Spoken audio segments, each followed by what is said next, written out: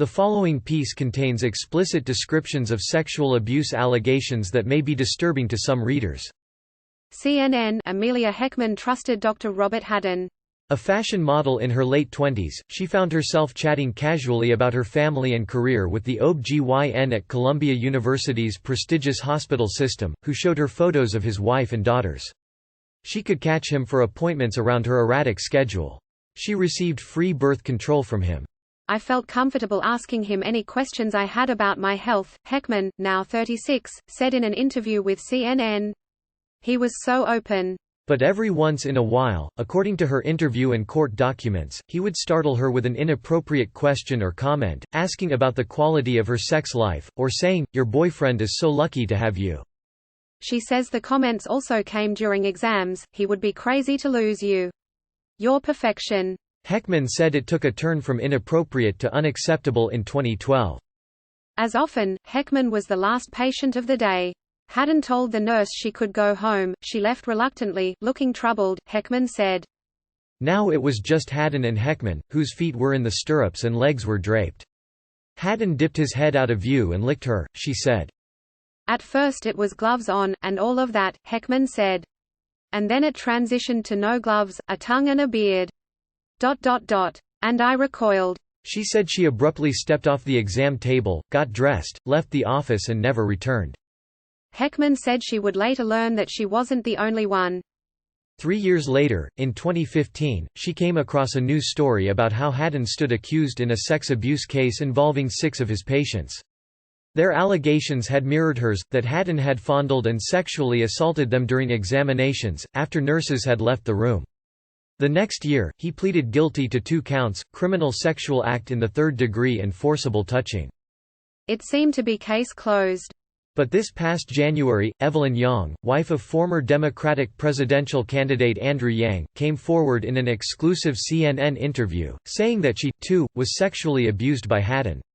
Suddenly the terms of the plea deal sparked fresh outrage. Haddon had surrendered his medical license, but received no prison time, probation or community service. A torrent of critics blasted the Manhattan District Attorney's office for what they believed to be a light sentence. Since Yang's interview, nearly 40 new Haddon accusers have brought their allegations to attorney Anthony DiPietro, who filed a civil suit against Haddon and Columbia University in 2019. DiPietro says he plans to add them to the civil suit, which would bring the total number of plaintiffs to about 70. 2 of the plaintiffs were minors, ages 15 and 16, at the time of the alleged abuse, he said. Sexual assault survivors and their supporters held a protest in January saying the Haddon case proves Manhattan District Attorney Cyrus Vance has failed in protecting victims. The New York City Council's Women's Caucus called for Vance's resignation, saying the Haddon plea deal fits a pattern of lenience by the DA towards wealthy, white men. Vance has refused CNN's multiple requests for interviews. After CNN notified the office of Evelyn Yang's public allegations last month, Vance said in a statement, "Because a conviction is never a guaranteed outcome in a criminal trial, our primary concern was holding him accountable and making sure he could never do this again, which is why we insisted on a felony conviction and permanent surrender of his medical license. While we stand by our legal analysis and resulting disposition of this difficult case, we regret that this resolution has caused survivors pain," Vance said. His office has encouraged any survivors to call the DA's Sex Crimes Unit. Heckman is among dozens of new accusers who want Haddon to be prosecuted again. She says she plans to present her case to the DA directly. "I want justice served," said Heckman. "He's raped, molested all these women and nothing's been done, and that makes me furious." The 61-year-old Haddon has denied the assault allegations in court documents, aside from the 2 counts to which he pleaded guilty. CNN reached out to Haddon and the attorney who represented him in the civil case. Those efforts were unsuccessful. "I'm thinking to myself, I want his hands off of me." One of the new accusers is Jessica Chambers, now a substitute elementary school teacher in Wyoming. Chambers was scrolling through her phone last month when she came across the news story about Yang. At the sight of a photo of Haddon in court, she said, her stomach knotted. "I was like, holy sh*t," she said. Though she had seen nurse practitioners at Planned Parenthood, Chambers had never had a gynecological exam when she first stepped into Haddon's office in 2004. She was a 23-year-old student at the City College of New York. Her first impression, he was very present. With some doctors, they just get you in and out. But he was just very there with you. He was very friendly. Chambers said two things initially struck her as odd during the exam, for which a chaperone was present. Haddon was chatty, and the procedure seemed to go on and on. He had his fingers inside of me, I couldn't see if he was wearing gloves, she said. And he had an extended conversation with me while he had his fingers inside of me. I remember wanting to get out of that position. Chambers said they talked about how she'd just broken up with her boyfriend. She remembers Haddon asking her if she was able to climax, and how was I able to climax, she said. I'm thinking it's very weird, she said. But he's a doctor, we're in Colombia, clearly what's going on here must be normal and natural. At some point, she said, while she was sitting on the exam table, and after the chaperone had left, he grabbed her leg. There was an opening, she said. Maybe I asked a question, and the question was licensed to physically show me. He had me somewhat stuck, she said, adding that she felt uncomfortable, but I didn't know whether it was just me being naive and I didn't want to do anything that would be weird. Haddon, she said, began explaining how arousal happens while extensively touching her vagina, this time with ungloved hands. I mean now, in hindsight, I'm like, he was trying to arouse me while talking to me, under the guise of education, Chambers said. I'm thinking to myself, this is enough, I want his hands off of me. And it went on for, it seemed like an extended period of time. Dr. David Shalowitz, who chairs the Ethics Committee of the American College of Obstetricians and Gynecologists, said allegations like the ones brought forth in the Haddon case are deeply concerning. There are bright lines, he told CNN. Ungloved rectal or genital exams are not acceptable ever. Any exam that's done should be with consent and a clear explanation for why it's being done. Patients have the right to refuse any procedure or exam, and patients should feel empowered to say no. Chambers said she would like to see Haddon face trial. When you have this many people coming forward, I feel like you should be held to account again, she said. And actually be held to account, like, go to jail. DiPietro said all of his clients want the DA to reopen a criminal case against Haddon. He added that he plans to submit documentation to demand that Vance's office do so. He got something that sounds more like an orchestrated retirement than an actual sentence for a serial sexual predator, DiPietro said.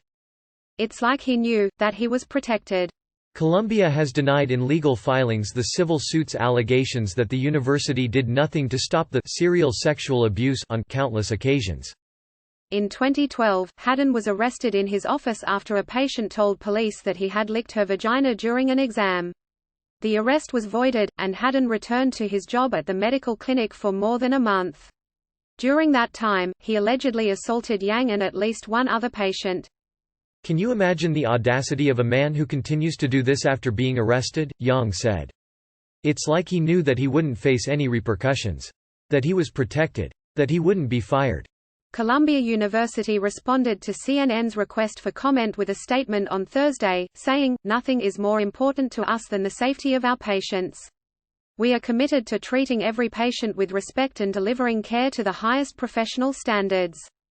We condemn sexual misconduct in any form and extend our deepest apologies to the women whose trust Robert Haddon violated and to their families." Another accuser, who asked not to be named out of privacy concerns, said she was pregnant with her eldest when she went to see Haddon around 2002. She'd recently had a failed pregnancy while seeing a doctor at another hospital and didn't want to take chances. Thinking the prestigious New York Presbyterian Hospital, Columbia University Medical Center to be a safe bet, she went there and found Haddon based on a recommendation. Haddon, she said, asked her to come in to see him about once a month and gave her a vaginal and breast exam on almost every visit. The breast exam was an excessive massage, she said. She remembers him asking strange questions, most notably if she enjoyed sex. In the midst of her pregnancy, the accuser said, she called a female friend who works as an OB/GYN to ask if the frequent breast and vaginal exams were normal. "Absolutely not," she recalled the friend saying. "That's weird." But she continued to go in, she said, because she didn't want to start over with another doctor, knowing through first-hand experience how fragile a pregnancy can be and wanting the best for her baby. "You feel the health of the child is in his hands," she said. She said she stopped seeing Haddon shortly after he delivered the baby. She, too, learned of other allegations only after seeing Yang's interview this past January, more than 16 years later. I felt so validated, she told CNN, adding that Haddon's sentence did not match the crime. It wasn't even a slap on the wrist, she said.